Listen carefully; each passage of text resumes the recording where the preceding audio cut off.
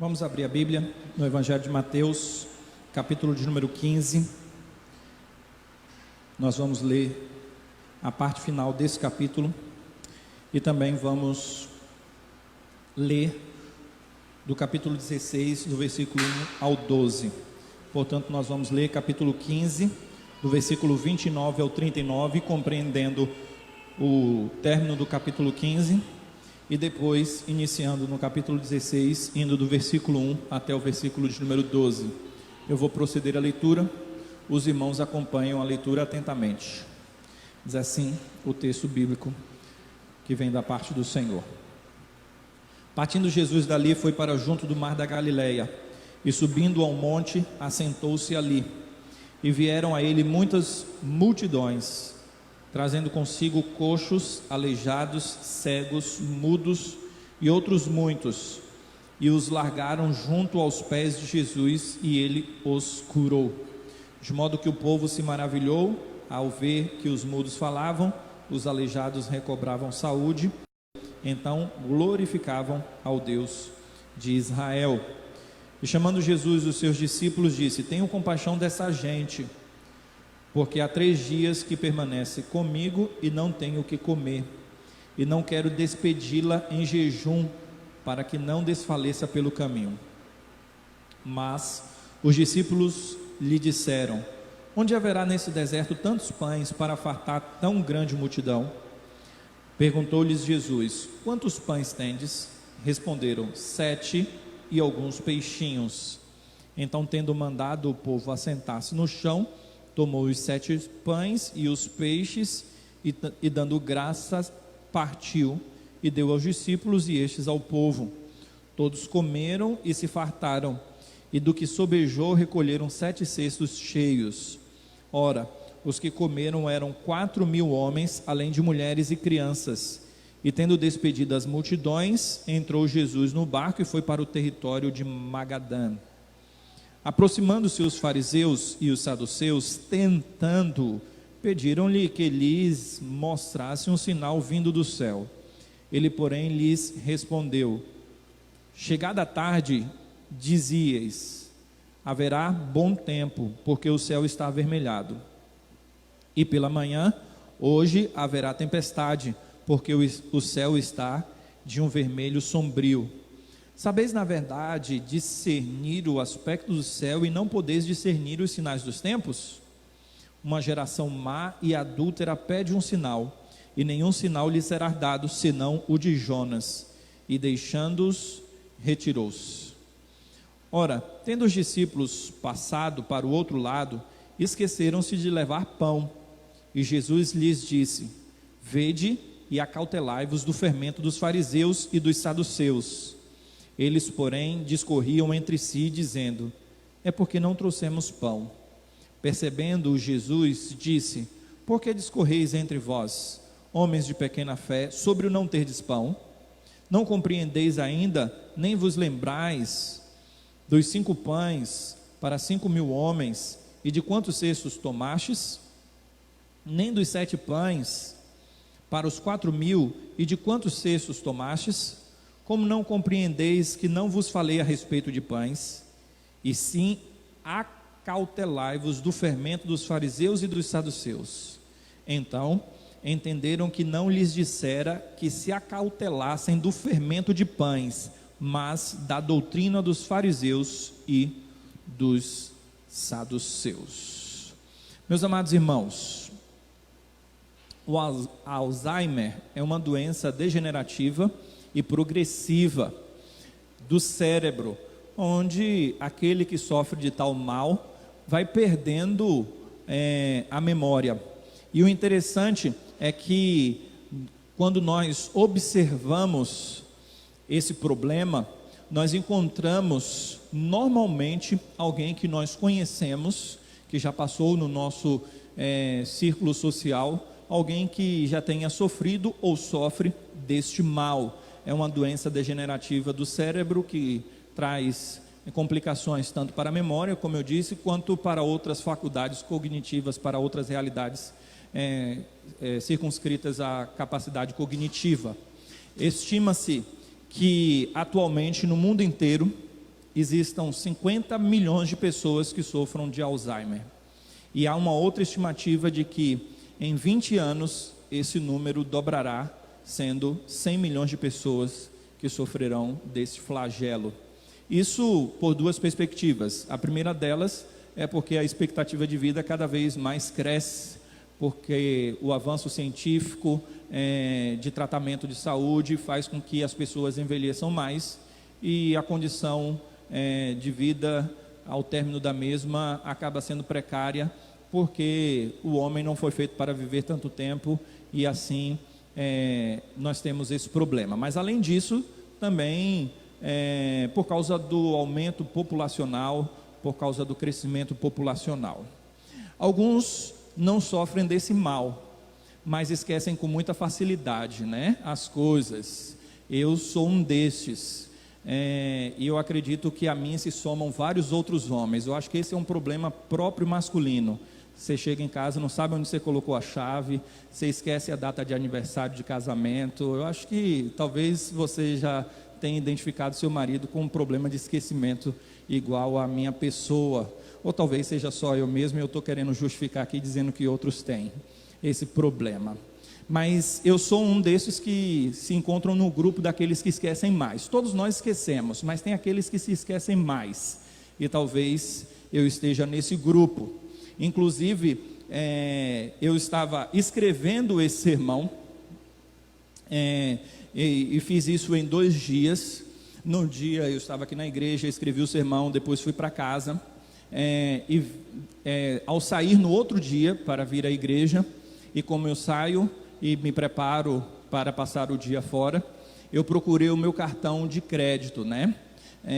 E não encontrei o cartão de crédito. Procurei, não encontrei. Quando eu cheguei aqui no escritório para poder escrever o sermão, eu abri o comentário bíblico e lá estava o cartão de crédito que eu usei como marca-página, né?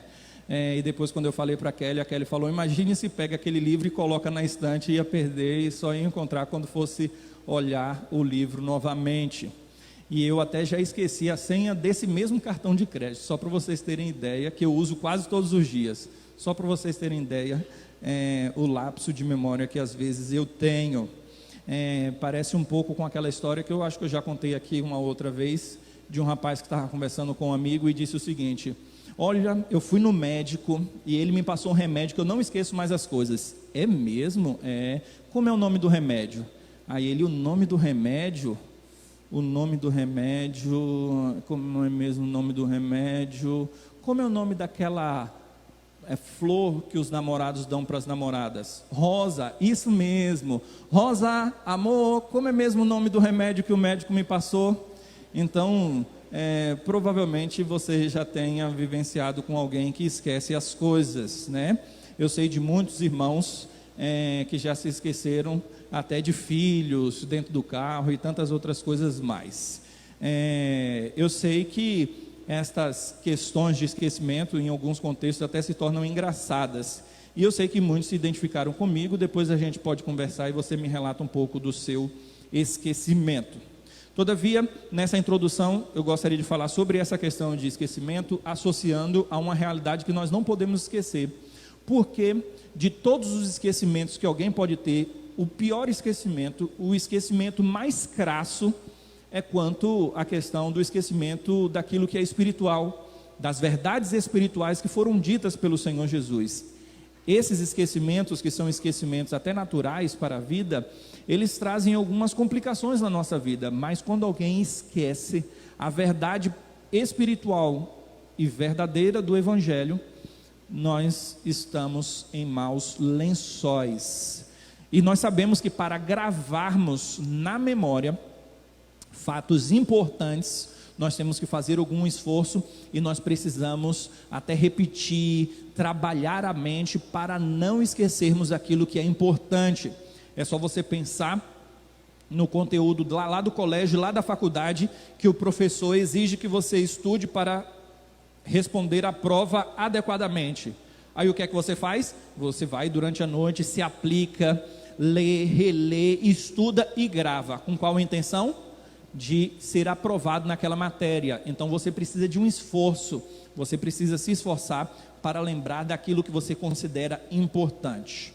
Na nossa perícope, na sessão que nós separamos para a nossa meditação hoje à noite, no versículo 9 do capítulo 16, nós encontramos a seguinte expressão do Senhor Jesus, e eu gostaria de chamar a sua atenção para a parte inicial do versículo, que diz: não compreendeis ainda, nem vos lembrais dos 5 pães para 5.000 homens, de quantos cestos tomastes? Então as duas expressões que estão jungidas, que estão conectadas, que aparecem no início desse texto, mostra que a falta de compreensão está associada ao não lembrar. E então nós precisamos entender que o lembrar traz uma questão profunda da compreensão do Evangelho. Jesus fala aos discípulos que eles ainda não haviam entendido, porque eles não lembravam do milagre da multiplicação e das questões cruciais que envolviam os milagres da multiplicação. E é pensando nisso que nós vamos meditar sobre o seguinte tema: a importância de lembrarmos quem é Jesus. A importância de lembrarmos quem é Jesus. Qual o contexto de tudo isso que nós lemos? Na semana passada nós falamos e pregamos no texto que era da mulher cananeia, a mulher cirofenícia, que recebeu a petição do Senhor, o favor do Senhor, quanto à sua petição, como nós falamos, a libertação da sua filha que estava endemoniada.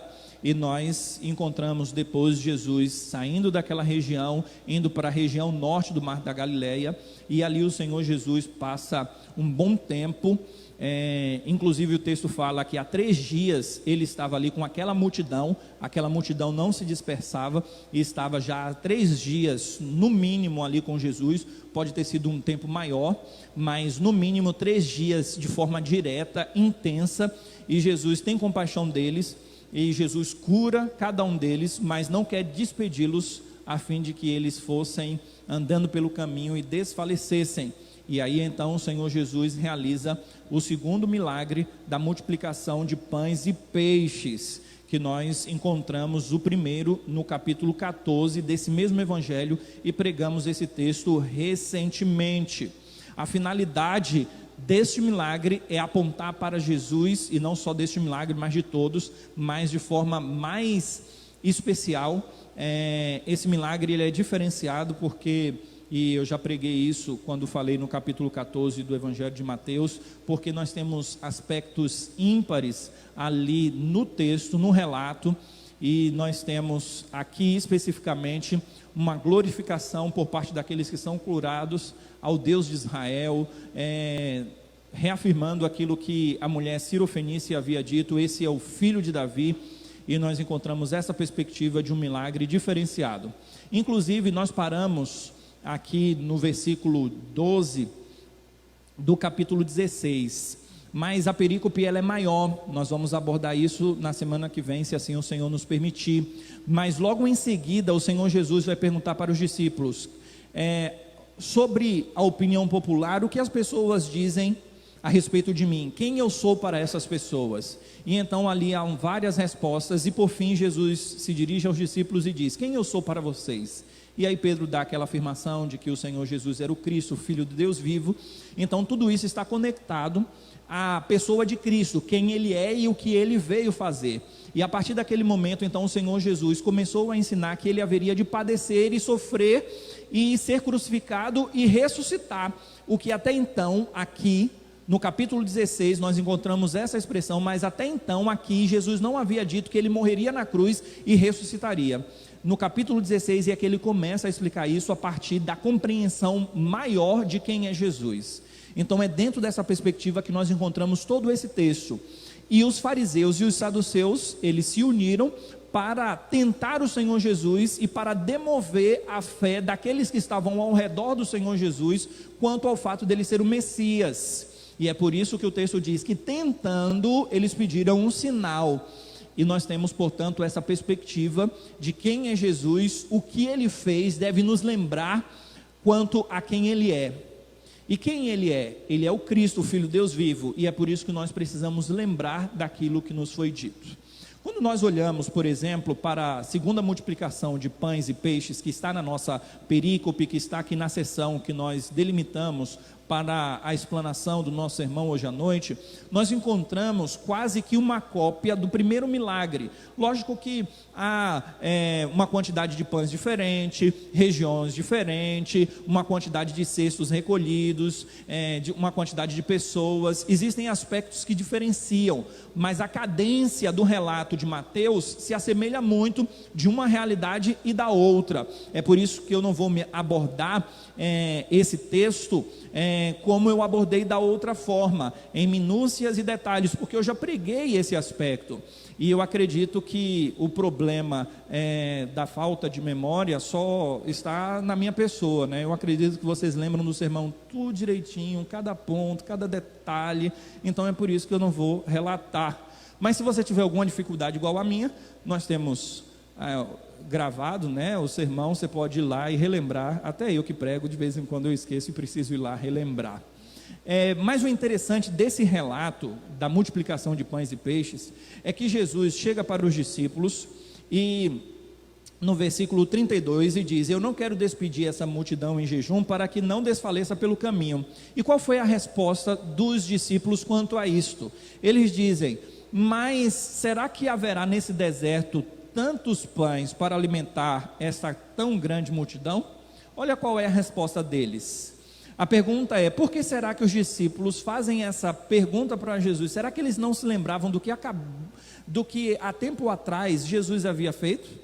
Eles poderiam simplesmente dizer o seguinte, até mesmo como uma pergunta: Senhor, o Senhor poderia realizar um milagre da multiplicação como o Senhor realizou daquele outro momento, já que o Senhor diz que não quer despedir essa multidão sem que eles comam, porque o Senhor não faz a mesma coisa que o Senhor fez daquela outra vez? Mas o interessante é que eles ficam a se questionar: como é que essas pessoas serão alimentadas se não tem aqui próximo nada para alimentar esta tão grande multidão? Percebam a questão da falta de compreensão de quem é Jesus associada à questão do esquecimento, e nós precisamos entender a importância da repetição, até mesmo para que fique fixado tanto na memória quanto no coração dos ouvintes a verdade do Evangelho. E um outro fato curioso e interessante é que, diante da segunda multiplicação de pães e peixes, os fariseus pedem um sinal dos céus, e Jesus responde que nenhum sinal seria dado a não ser o sinal de Jonas. E se você é um leitor atento do Evangelho de Mateus, e se você é um cristão assíduo dessa igreja, você vai lembrar, não fui eu, mas foi o Isaías que pregou aqui, quanto à questão do sinal que seria dado, que não seria outro a não ser o sinal de Jonas. E aqui nós temos mais uma repetição de um outro ensinamento que nós encontramos no capítulo 12, lá no finalzinho do capítulo 12 do Evangelho de Mateus. Então nós encontramos a perspectiva da repetição para que haja uma fixação da mensagem e do ensinamento que não pode ser olvidado, que não pode ser esquecido. E portanto nós temos a mesma resposta dada pelo Senhor Jesus em contextos diferentes, mas com a intenção de fixar na mente e no coração dos ouvintes aquele ensinamento. E Jesus diz que nenhum sinal seria dado a não ser o de Jonas, e isso implica na sua ressurreição. Jonas ficou 3 dias no ventre do grande peixe, e assim o Senhor haveria de ficar 3 dias no seio da terra e depois ressuscitar ao 3º dia. A questão da repetição funciona como as crianças, né, que têm certa idade e que gostam de assistir um desenho ou ouvir uma música 1000 vezes, né, e gostam da repetição. Eu acho que Deus já colocou esse mecanismo da repetição, que para a gente enjoa, né, mas para ela é fantástico, já para ela gravar as coisas e para elas aprenderem, né, como elas gostam de repetição. E o Senhor Jesus usa a repetição aqui, e esse texto mostra essa repetição com a intenção de fixar e de não nos esquecermos, como o próprio texto nos mostra, Jesus falando para os discípulos que eles haviam se esquecido e não lembrado do milagre da multiplicação, e isso associado à falta de compreensão quanto a quem ele era, isso dentro do próprio contexto, dentro da própria perícope. O Senhor Jesus, inclusive, acusa os fariseus e os saduceus, que eram dois partidos distintos e que eram um contrário ao outro. Jesus acusa esses dois partidos de que eles conseguem compreender os sinais meteorológicos, mas não conseguem entender os sinais escatológicos. Os sinais meteorológicos eram naquele tempo a observação dos céus, das nuvens e de tudo mais. E Jesus diz: olha, ao cair da tarde, vocês olham o céu em vermelhidão e vocês entendem que há tempo bom. E quando é de manhã, há uma vermelhidão também, vocês sabem que o tempo é mau e que vai vir chuvas,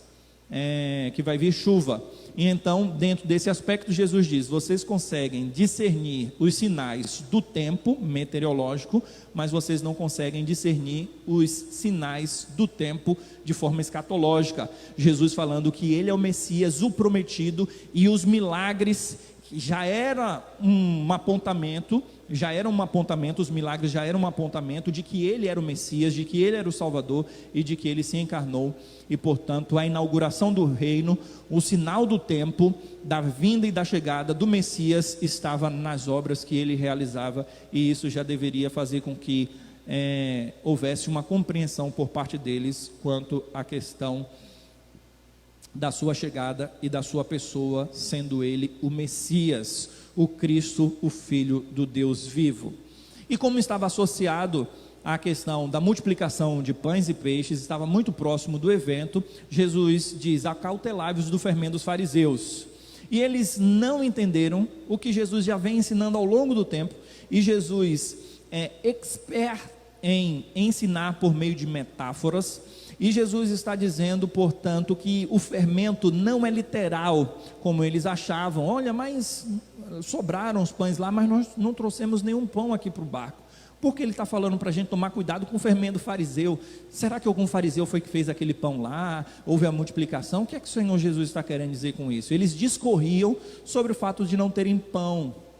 E então Jesus diz para eles: vocês não compreenderam ainda. Jesus está ensinando que a compreensão vai além, e que a doutrina e o fermento fariseu era exatamente negar a pessoa de Jesus, a encarnação do Cristo como sendo o próprio Deus ali diante deles. E então essa é a própria dinâmica do texto, e eles não estavam compreendendo a grandeza dos fatos que apontavam para a pessoa de Cristo como Messias, e isso estava levando a um esquecimento daquilo que era central. O milagre não era central, a multiplicação não era central, tudo isso era um apontamento daquilo que era central. E o que era central é a pessoa de Cristo, o encarnado, o Salvador, que veio para nos salvar.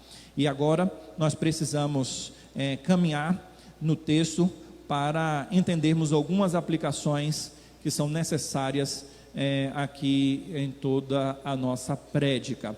A primeira aplicação é que nós precisamos memorizar as Escrituras, e como nós somos falhos em relação a isso. Antigamente, numa era que não era tecnológica, onde as pessoas tinham muito mais tempo, porque não ocupava o tempo com tantas futilidades assim, as pessoas entendiam o valor das Escrituras e memorizavam. Hoje, se alguém quiser ter acesso às Escrituras, mesmo se não trouxer a Bíblia, se ele não tiver com a Bíblia na mão, ele pode pegar o celular, que sempre está à mão, e aí ir lá e pesquisar alguma palavra, ir lá no Dr. Google, e então até recitar o texto bíblico. Só que nós precisamos entender que isso nos distancia da profundidade e da riqueza do Evangelho a partir do texto bíblico. Inclusive, olharmos as repetições na Bíblia não estão ali de somenos importância, não estão ali como algo de somenos importância, pelo contrário, as repetições têm um valor inestimável, e quando há uma repetição na Bíblia, ali há um fato importante que está sendo salientado e que nós precisamos meditar. Então não é simplesmente ler a Bíblia, mas é meditar, é ler, reler, observar, separar as palavras-chave, memorizar, gravar pelo valor inestimável da verdade que está sendo transmitida, a fim de gravarmos no nosso coração e na nossa mente a mensagem do Senhor. Portanto, nós temos que nos esforçar para guardar de forma magnífica e preciosa a riqueza do Evangelho no nosso coração e na nossa mente. É dito que os judeus antigamente, eles gravavam textos inteiros da palavra do Senhor e até mesmo livros inteiros da Bíblia. E nós precisamos, e eles tinham essa intenção porque eles diziam que se alguém destruísse todos os livros da Torá, mais precisamente eram os livros da Torá que eles guardavam e memorizavam, eles diziam que tinham como reconstruir a partir da memória deles. Então nós precisamos dar valor em memorizar as Escrituras, porque isso tem um valor importante no conhecimento e no aprendizado da palavra do Senhor.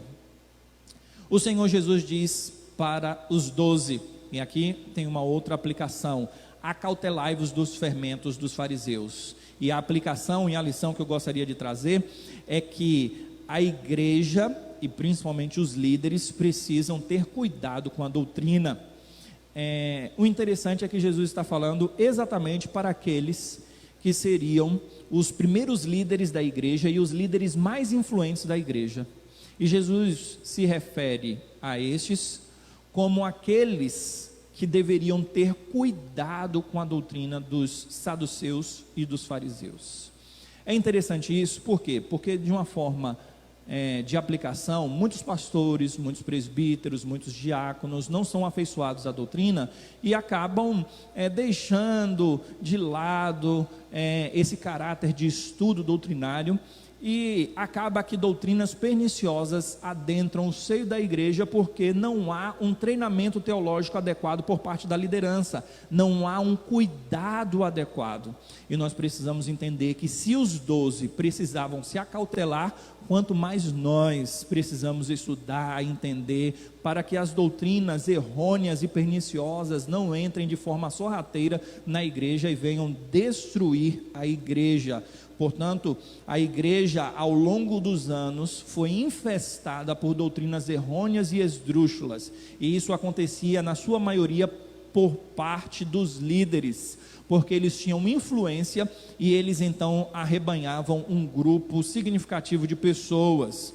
E quando nós olhamos para a igreja no tempo presente, nós encontramos algumas dessas realidades imiscuídas com o Evangelho, como a teologia da libertação, uma doutrina esdrúxula, errônea e perniciosa que adentrou o seio da igreja e tem destruído muitos. Nós encontramos o evangelho social, o liberalismo teológico, as novas revelações que são dadas pelo Espírito, segundo o pensamento de alguns. Não sei quantos aqui viveram num tempo em que as pessoas diziam do dente de ouro: olha, recebi um dente de ouro, Deus me deu um dente de ouro. Para que eu não sei, né? Pelo menos se ele pudesse arrancar e vender, mas nem isso era só para ostentar: olha meu dente de ouro aqui. Mas na verdade não tinha dente de ouro nenhum. Hoje o coaching, que a verdade está dentro de você e você precisa se libertar das amarras que lhe prendem e que você é especial e tudo mais, são tantas questões que acabam adentrando o seio da igreja, e isso perpassa pela própria liderança que abraça e caminha com essas realidades, e nós precisamos tomar cuidado com esses aspectos que são perniciosos. Uma outra lição, mas que ainda está associada a esta, é a questão da importância da doutrina para todos, porque alguns pensam o seguinte: olha, doutrina, e eu já ouvi infelizmente até alguns irmãos que eu estimo muito usar essa expressão que é dentro do linguajar comum e popular e que é um aspecto negativo. Não, doutrina é algo ruim, não ensina a doutrina para a igreja não, porque doutrina divide. E alguém já disse que realmente a doutrina divide as ovelhas dos bodes, e é dentro do aspecto de que quando alguém diz não ensine doutrina de forma equivocada, ele está fazendo uma doutrina de que não se deve ensinar doutrina, e tudo na vida cristã é dentro de um aspecto doutrinário. Não há como não existir uma igreja sem doutrina. Inclusive alguém vai trazer uma doutrina e a própria pessoa vai criar a doutrina de não haver doutrina, e no final das contas existirão várias doutrinas que confundirão mais ainda do que trarão o esclarecimento daquilo que é importante. É por isso que nós precisamos entender aquilo que os reformadores fizeram com a sistematização da doutrina no período da Reforma Protestante. Porque o que é que eles fizeram? A Igreja Católica, ao longo do tempo, foi perdendo alguns princípios, por causa de um estabelecimento da tradição como sendo mais forte do que a própria palavra de Deus, e até hoje esse é um pensamento doutrinário da Igreja Católica, que a Igreja foi quem criou a Bíblia, e se ela criou a Bíblia, ela pode criar e falar tantas outras coisas, e o Papa, quando fala em nome da Igreja, ele é infalível, e nós temos, portanto, dentro da doutrina católica, a Assunção de Maria, num aspecto de que Maria, ela não morreu, ela foi assunta aos céus, ela não foi sepultada, mas ela foi elevada aos céus. Aí alguém pode perguntar bem assim, mas onde é que está escrito isso na Bíblia? Não está escrito na Bíblia não, mas a igreja disse. Mas a igreja disse como assim? Isso só veio descobrir no século XIX, no século XX, porque essa é uma doutrina recente. Aí alguém vai chegar e falar bem assim, mas é a igreja quem determinou a Bíblia, então a igreja vai falando algumas coisas ao longo do tempo, e essas questões que o Papa fala ex cátedra, sentado na sua cadeira, em nome da igreja, é infalível, é verdadeiro e ninguém pode questionar. Então, por causa desses desvios ao longo do tempo, a Reforma Protestante fez o seguinte: nós vamos sistematizar um pensamento doutrinário de acordo com a Bíblia. Então nós não vamos dizer cada um vive a sua doutrina, cada um pensa o que quiser, não. Inclusive a expressão era livre exame, que a Igreja Católica diz que não deveria existir o livre exame, as pessoas não poderiam ter acesso à Bíblia. Os reformadores falaram livre exame todo mundo pode ter, mas eles não podem ter a livre interpretação. Precisam interpretar dentro das regras de interpretação, porque a interpretação do texto bíblico tem um aspecto só. O que Deus disse, Ele disse, e só tem uma verdade, não tem várias verdades, é apenas uma verdade. E aí surgiram aquilo que, aquelas questões, aqueles pontos doutrinários que nós chamamos de confissões de fé, de símbolos de fé, de catecismos e tudo mais, dentro de um pensamento reformado, que serve exatamente para balizar uma interpretação da palavra de Deus. E foi criada a seguinte expressão: norma normatizadora, e a norma normatizada. A norma normatizadora é a Bíblia. Então a sua Bíblia, a minha Bíblia, que é uma única Bíblia, ela normatiza todas as coisas, ela é a norma normatizadora. Mas existem as normas normatizadas pela Bíblia, que são os sistemas doutrinários de interpretação, a interpretação do texto bíblico, depois de um estudo acurado de vários teólogos. A Assembleia de Westminster esteve reunida por 7 anos, todos os dias da semana, excetuando o sábado e o domingo, de segunda a sexta, os dias da semana mesmo, e não os fins de semana. E ali, durante praticamente 7 anos, eles passavam um período exaustivo, debatendo vários teólogos a respeito do pensamento doutrinário da igreja, que contrapunha o pensamento doutrinário da Igreja Católica. Essa é uma assembleia, apenas para citar, a que nós adotamos, e tantas outras foram criadas em vários países para poder então interpretar a Bíblia, mas não só interpretar a Bíblia, mas resgatar aquilo que já havia sido dito, até mesmo pelos pais da igreja, quando eles entendiam que aquilo foi dito em conformidade com a palavra de Deus. E a norma normatizadora, portanto, ela é importante porque ela normatiza todas as coisas, mas existe a norma normatizada, que é a declaração de fé de uma comunidade dentro da interpretação sadia das Sagradas Escrituras, e não há nada de errado nisso. O que eu quero dizer é que todo ser humano faz doutrina, e nós precisamos entender que a doutrina que nós recebemos, que não fomos nós que criamos, nós recebemos primeiramente de Jesus e dos apóstolos, e depois das igrejas históricas que labutaram, elaboraram em cima de erros doutrinários crassos que surgiram ao longo dos anos. Isso foi importante. Nós não podemos pegar tudo isso, amassar e jogar no lixo e dizer: eu vou criar uma doutrina nova porque essa não presta. Será que quase 2000 anos de história da igreja, o que foi feito não presta mesmo, e nós é que descobrimos a roda, e nós falamos que inclusive não ter doutrina é o melhor? É lógico que não. Nós precisamos entender que esse tipo de pensamento doutrinário é importante, porque isso vai nos levar a uma baliza de um pensamento, e nós vamos refutar a pluralidade doutrinária, no aspecto de que cada um pensa de um jeito. Alguém entrou na igreja e ele pensa de um jeito, depois o outro pensa de outro jeito, depois o outro pensa de outro jeito, e assim todo mundo pensa, cada um de acordo com o que vem na cabeça, né? E nós precisamos entender que não é assim que funciona.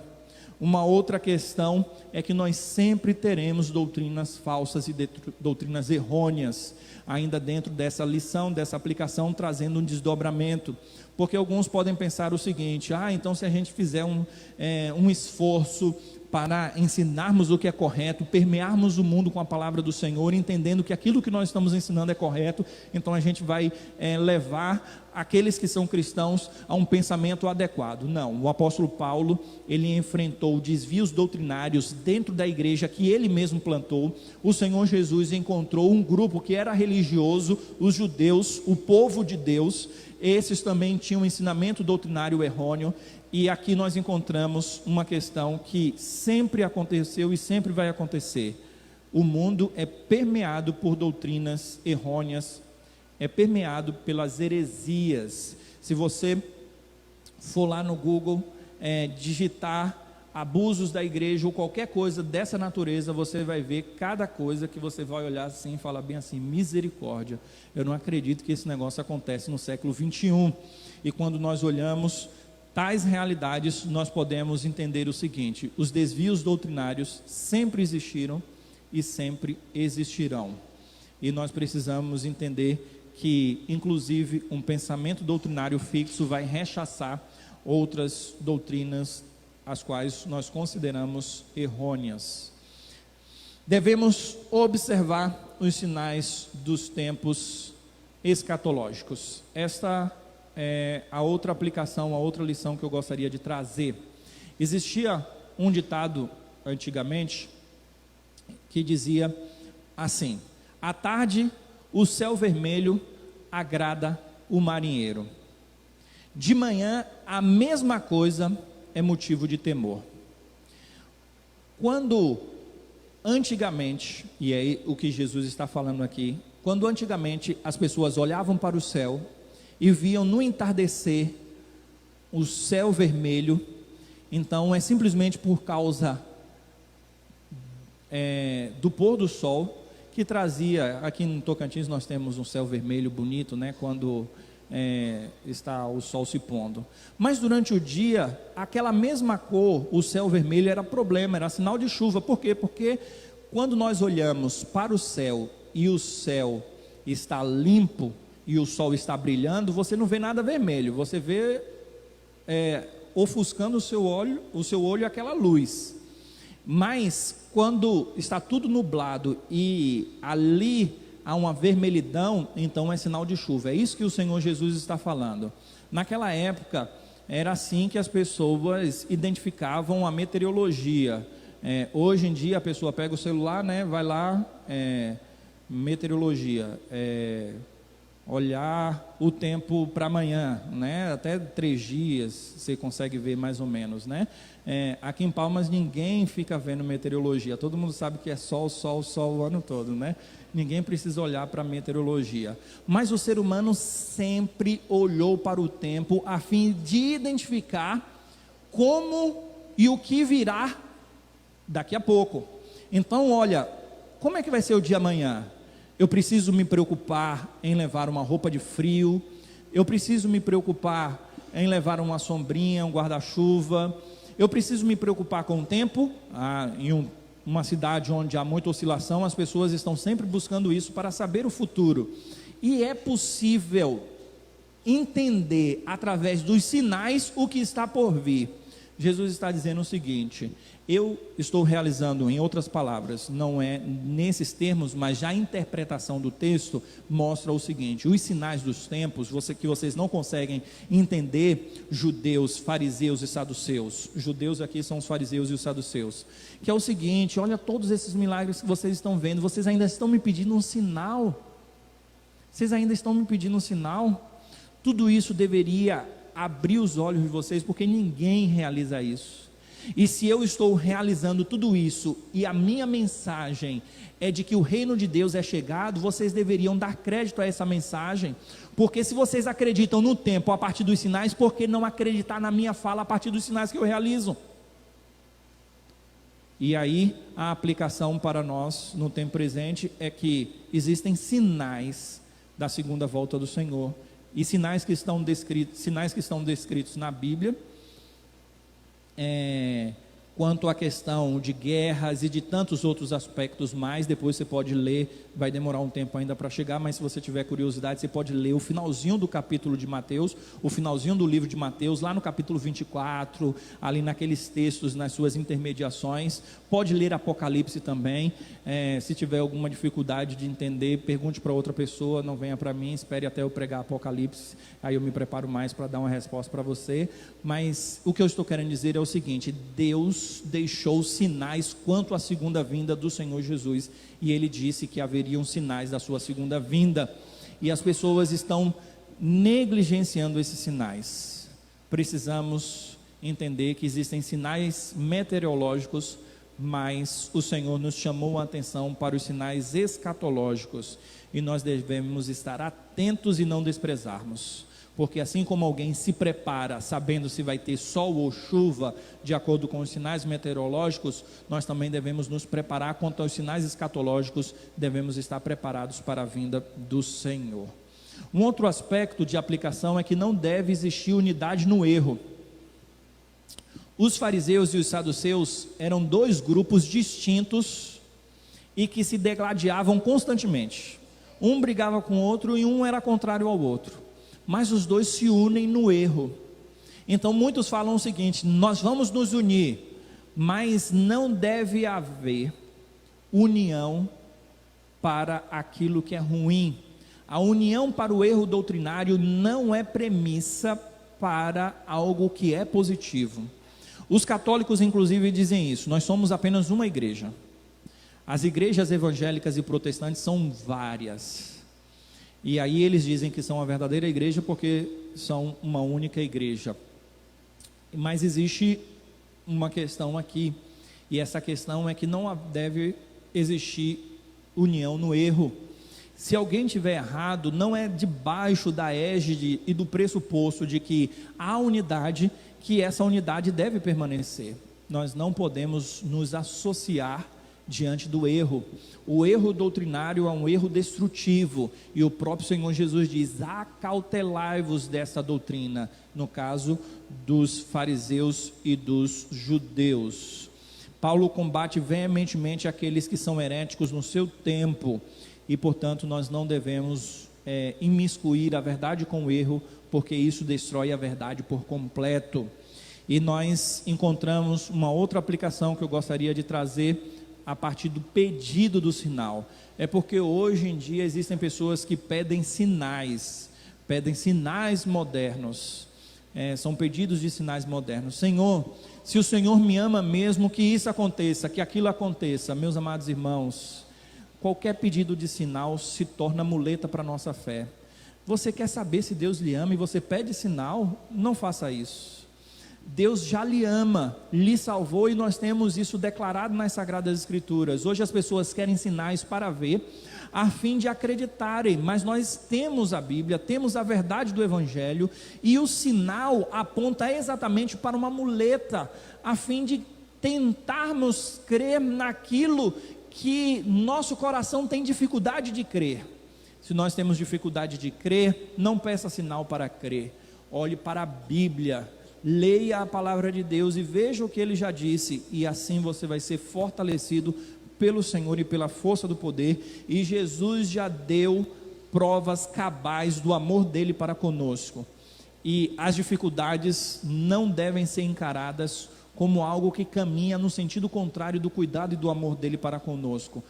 Pelo contrário, essas coisas que nos levam como uma correnteza trabalham no nosso caráter a fim de expulsar também as impurezas do nosso coração e da nossa vida, a fim de que estejamos mais aprumados e sejamos mais limpos diante do Senhor e venhamos viver cada vez mais firmes nele e não firmes nas questões visíveis. Portanto, nós precisamos entender esse aspecto e vivenciar esse aspecto de uma forma mais intensa. O Senhor Jesus usa a expressão para aquela geração, se referindo aos saduceus e aos fariseus, como sendo uma geração adúltera, porque pede um sinal, e uma geração má, incrédula. Quando nós pensamos nesse aspecto, o povo de Israel, a ideia é que eles deveriam servir a Deus, e ali estava diante deles o próprio Deus, mas eles estão negando ao Senhor, então eles estão adulterando a verdade do Evangelho, eles estão adulterando a palavra de Deus, eles estão adulterando a verdade. E é uma geração incrédula e má, porque inclusive queriam matar o Senhor Jesus. É dentro desse aspecto que nós precisamos entender que o próprio texto diz que Jesus deixou aqueles que ali estavam, pegou o barco e se dirigiu para um outro local.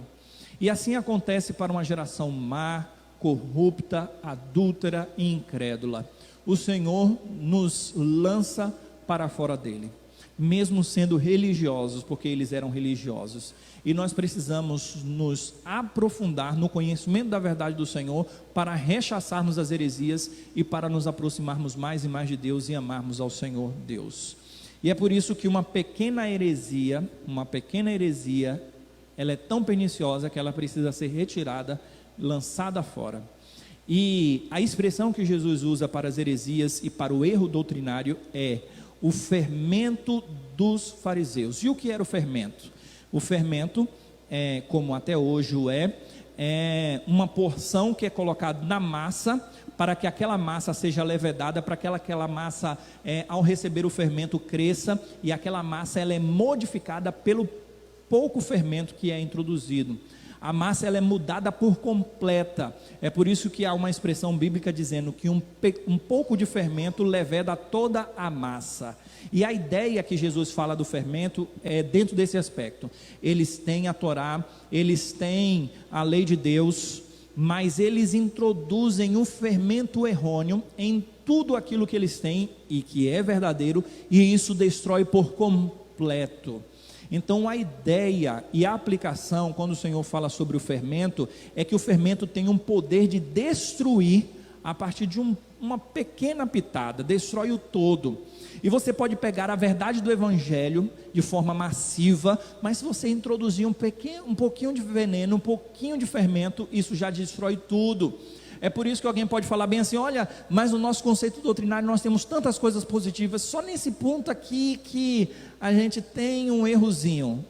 Não misture o Evangelho com um pouco de erro, porque isso destrói todo o Evangelho, se espalha para todos os locais e arrasa, acaba.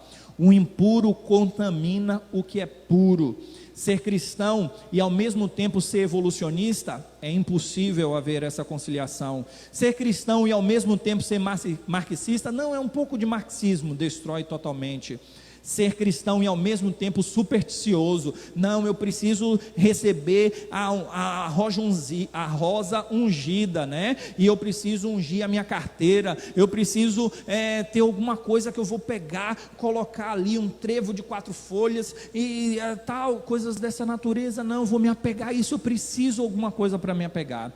Então a superstição associada ao cristianismo destrói totalmente. É destruir o cristianismo através dos fermentos modernos que nós temos hoje, e nós precisamos rechaçar o erro. porque fazendo isso o pão se tornará intragável e nós teremos que lançá-lo fora, porque não servirá para o consumo, porque o evangelho imiscuído com doutrinas errôneas é a destruição do próprio evangelho. Se você pega uma verdade e distorce aquela verdade, e alguém olha assim, nossa, isso aqui é uma verdade, mas você colocou uma pitada de mentira, não existe meia verdade. Uma meia verdade é uma mentira por inteiro. Então nós precisamos vivenciar a realidade do evangelho e não misturar o evangelho com o erro doutrinário. As últimas lições são referentes à pessoa de Cristo, e essas lições vêm como duas lembranças, sendo que o nosso texto fala sobre lembrança, e a lembrança número 1 que eu gostaria de trazer aos irmãos é sobre a compaixão do Messias, porque o versículo 32 do capítulo 15 diz que o Senhor, movido de compaixão, ele disse que não queria despedir aquelas pessoas a fim de que eles não perecessem, desfalecessem pelo caminho.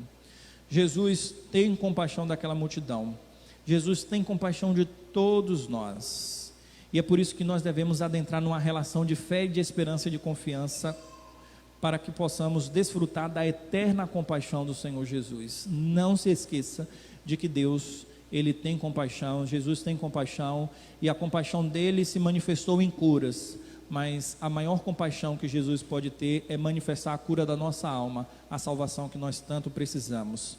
E a segunda lembrança é quanto à questão da ressurreição do Senhor. É o sinal que Cristo reafirma, dizendo que seria dado, e esse é o único sinal que seria dado. Não que outros não fossem sinais, mas esse é o sinal que é realmente significativo. É um sinal que realmente aponta para a sua messianidade, porque quem morreu e ressuscitou? Todas as religiões. Você pega o budismo, Buda morreu. Você vai pegar o islamismo, Maomé morreu. Você pode pegar espiritismo, Chico Xavier, todo mundo, todos os grandes expoentes das religiões, todos morreram. Jesus Cristo morreu e ressuscitou, e está vivo pelos séculos dos séculos. Esse é o apontamento para a sua pessoa, para a sua essência, para a sua origem, de onde ele veio dos céus e ele voltou para lá com um corpo ressurreto. Portanto, Cristo triunfou sobre a morte, a ressurreição aponta para esta verdade, e os fermentos modernos dos fariseus querem demover do nosso entendimento, da nossa razão, do nosso conhecimento essa verdade, e nós não devemos esquecer esta verdade, a verdade de que Cristo triunfou sobre a morte e ele reina pelos séculos dos séculos, e ele voltará uma segunda vez, assim como ele veio aqui uma vez e ele prometeu que voltaria uma segunda vez, e assim deve estar a nossa fé firmada nele, esperando esse grande e glorioso dia, e que Deus nos abençoe e que nós jamais venhamos nos esquecer desta verdade. Vamos ficar em pé e vamos orar findando. Magnífico Deus, obrigado por tua palavra, obrigado pelo evangelho, obrigado por todas as bênçãos do Senhor, que venhamos fixar no nosso coração e na nossa mente que o Senhor é Deus eterno, magnífico e verdadeiro, e que as esdrúxulas doutrinas e os esdrúxulos ensinamentos que apregoam por aí que nesse mundo pluralista cada um tem a sua verdade, e que não existem metas narrativas, e que não existe nenhuma verdade que sobreponha a outras verdades, porque tudo é verdade e tudo é válido. Essa é uma filosofia que é perniciosa e tem destruído muitas igrejas, e não só igrejas, mas pessoas, fé de pessoas no aspecto individual. Mas queremos, ó Deus, reafirmar através desse púlpito nessa noite que o Senhor é verdadeiro e que o Senhor reina pelos séculos dos séculos e que não há outro Deus, somente o Senhor é Deus e somente o Senhor é verdadeiro. Cremos nisso e pregamos isso, porque cremos na palavra do Senhor, inerrante e infalível, e queremos, ó Deus, aqui tributar ao Senhor toda a honra e toda a glória, porque não é por causa da nossa precisão teológica, não é por causa do nosso pensamento doutrinário, que consideramos que em vários aspectos nós acertamos, mas também sabemos que não somos perfeitos, mas não é por causa dessas realidades que o Senhor nos aceita como filhos do Senhor, mas por causa e exclusivamente da obra de Cristo Cristo Jesus. Mas também a obra de Cristo Jesus não deve nos levar ao entendimento que a doutrina ou as coisas que são importantes não devem ser trabalhadas. Pelo contrário, aquilo que vem em segundo lugar não é diminuído por aquilo que vem em primeiro, que é exatamente a salvação do Senhor Jesus. Pelo contrário, a salvação do Senhor Jesus traz importância para todas as outras realidades, porque inclusive esse pensamento doutrinário de que o Senhor é quem salva, só poderia nos salvar por causa desse assentimento intelectual que temos da verdade do Evangelho, dessa compreensão do Evangelho, e quando colocamos uma fé consciente no Senhor. E é esse pensamento bíblico verdadeiro que encontramos na Tua Palavra e que chegou até nós, é que nos liberta das amarras de Satanás. Portanto, Deus, que a nossa vida seja pautada nas Sagradas Escrituras e que possamos tributar ao Senhor toda a honra e toda a glória, não só hoje, mas pelos séculos dos séculos. E é por isso que oramos pedindo: Maranata, ora vem, Senhor Jesus. Agora, meus amados irmãos, ide em paz, e que a graça do nosso Senhor e Salvador Jesus Cristo, que o amor de Deus, o nosso eterno Pai, e que a consolação do Espírito Santo estejam com todos vocês, desde agora como para sempre. Amém.